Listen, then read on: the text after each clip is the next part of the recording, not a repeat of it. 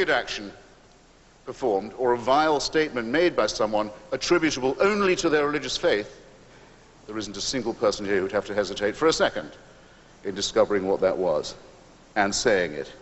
Why is it incompatible with knowledge and science? Is for this reason. We calculate that the human species, Homo sapiens, has been around now. Carl Sagan thought perhaps 200,000 years. I would say 100,000. Not more, not less. In order to believe the Christian message, you have to believe this. For those 100,000 years, people were born, died, usually, many of them, in childbirth, either the mother or the child.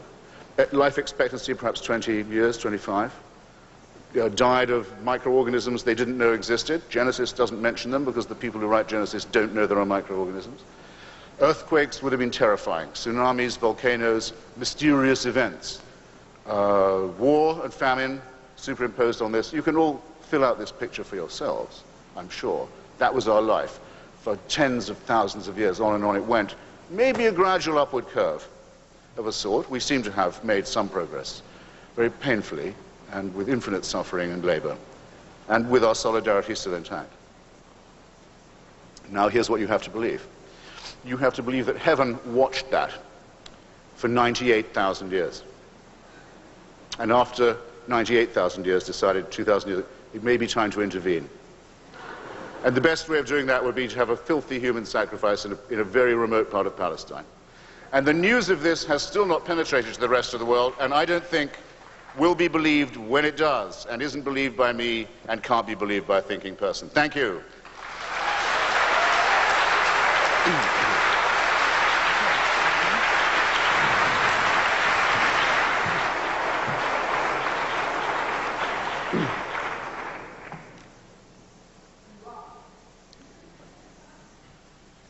Somewhat like the mosquito in the nudist colony, I'm trying to decide where to begin.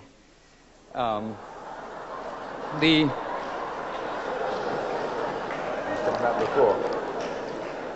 want to begin with, if I may, with stripping away a kind of a pose.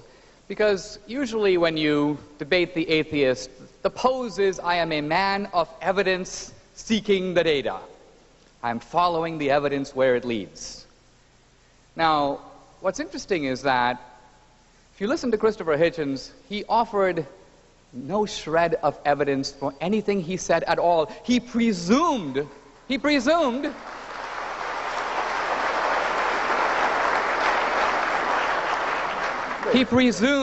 that God does not exist. He presumed the Christians made it all up. He presumed, let's take one of his seemingly firmer presumptions. Scientific laws are inviolable.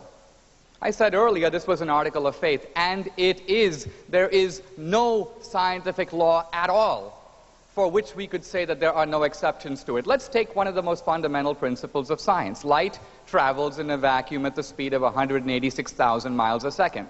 How do we know that? We've measured it. 1 time, 2 times, 10 times, 1,000,000 times.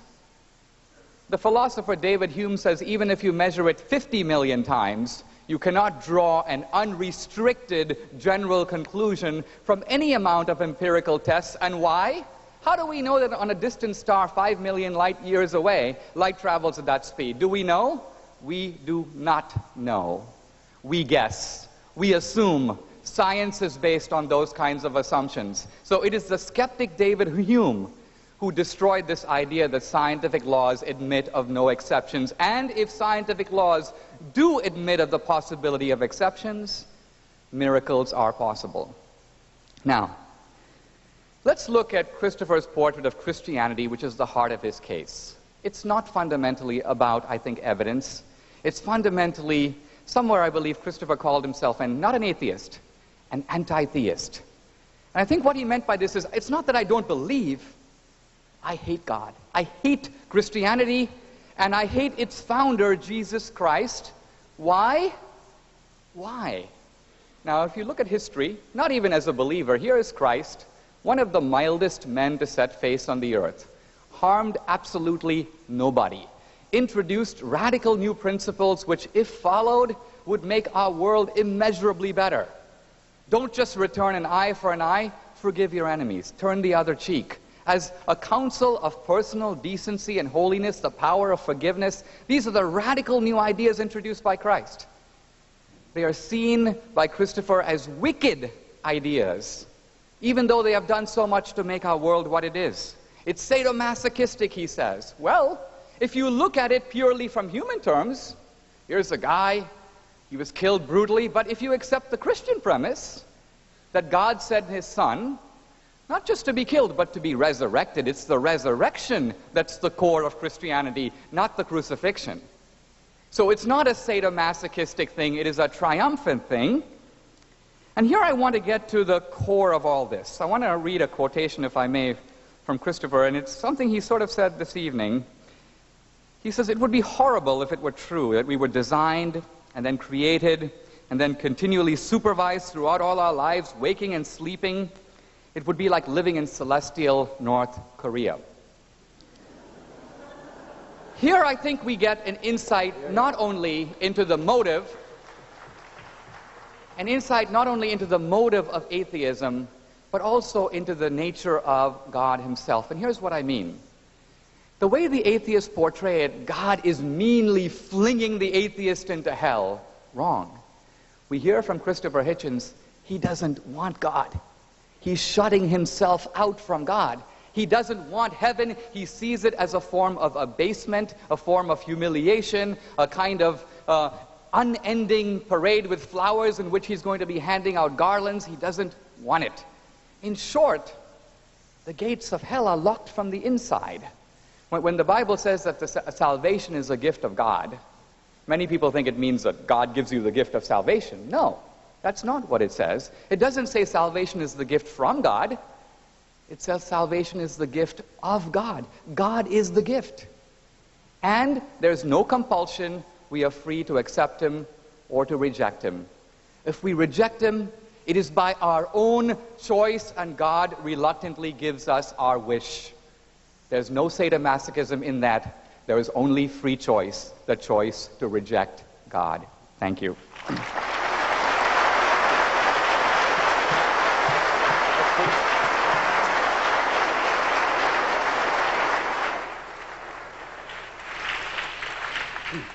Well, a slightly low blow to kick off with, Jinesh, I must say. You didn't use your time to prove God's existence either.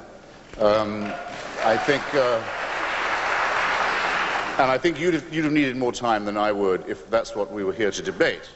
I imagine that it was held in common between us and this audience that it isn't possible to decide these matters finally, that no one has ever produced an ontological proof of God that is completely satisfying, nor a disproof that is completely satisfying. However, the burden surely is a little more heavy on those who say, I know that there is a God, and not only am I a deist, I'm a theist, I know what he wants.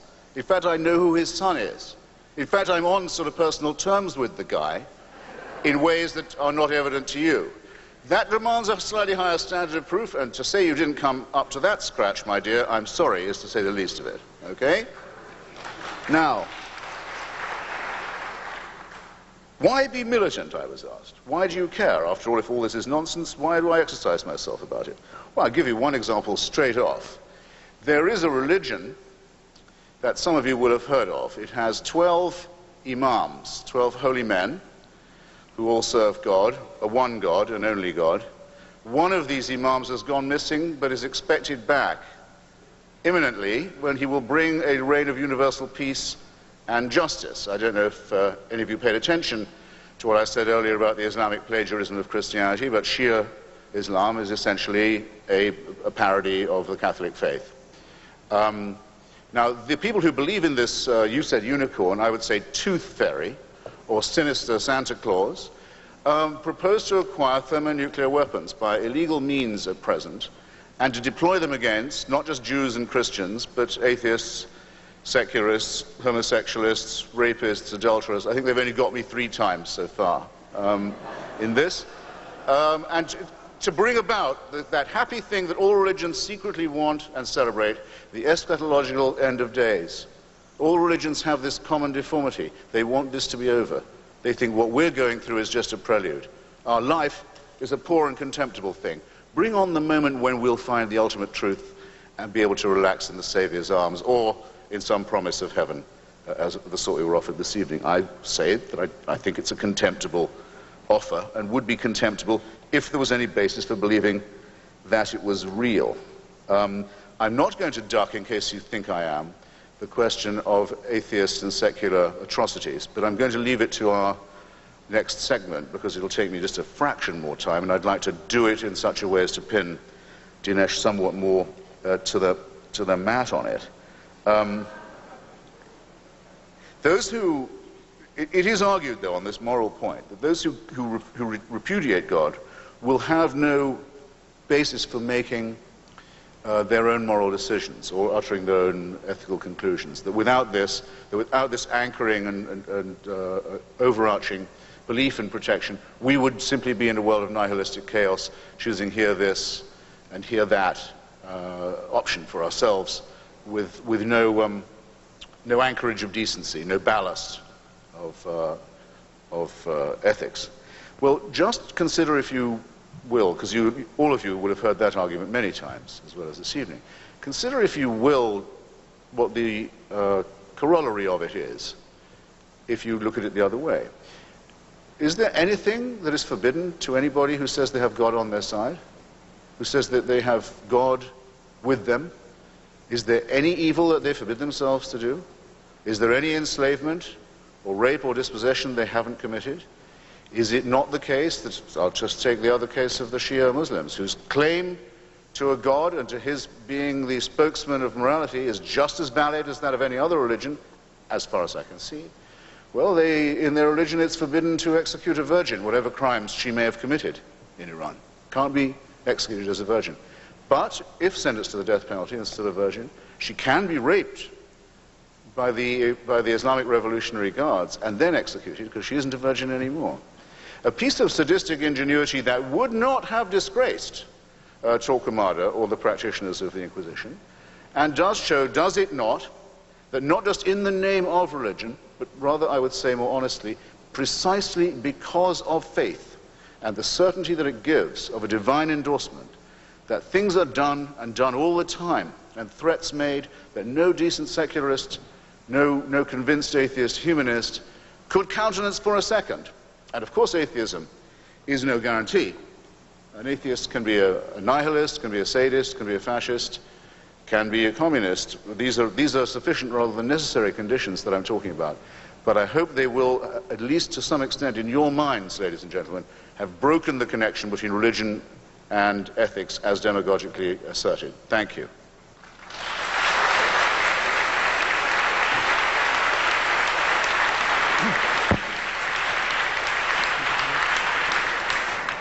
Yes, we'll now move to 15 minutes of cross-examination, with Dinesh getting the first question and the debaters going back and forth. Now, if you have a question that you'd like to ask the debaters, you may, in about 10 minutes or so, begin lining up over there.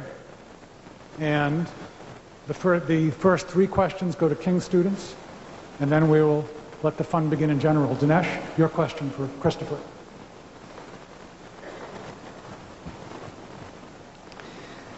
Could you name any scientific law whatsoever for which you have certain knowledge that there are no exceptions? No, I couldn't. I mean, Thank you. I made a different assertion. I said that Einstein says the laws of nature are not suspended. That's quite different. You chose to attack a position I hadn't actually espoused. And you had said yourself that there is an obedience to law observable. I can quote you. Or but my point was that was an article of faith.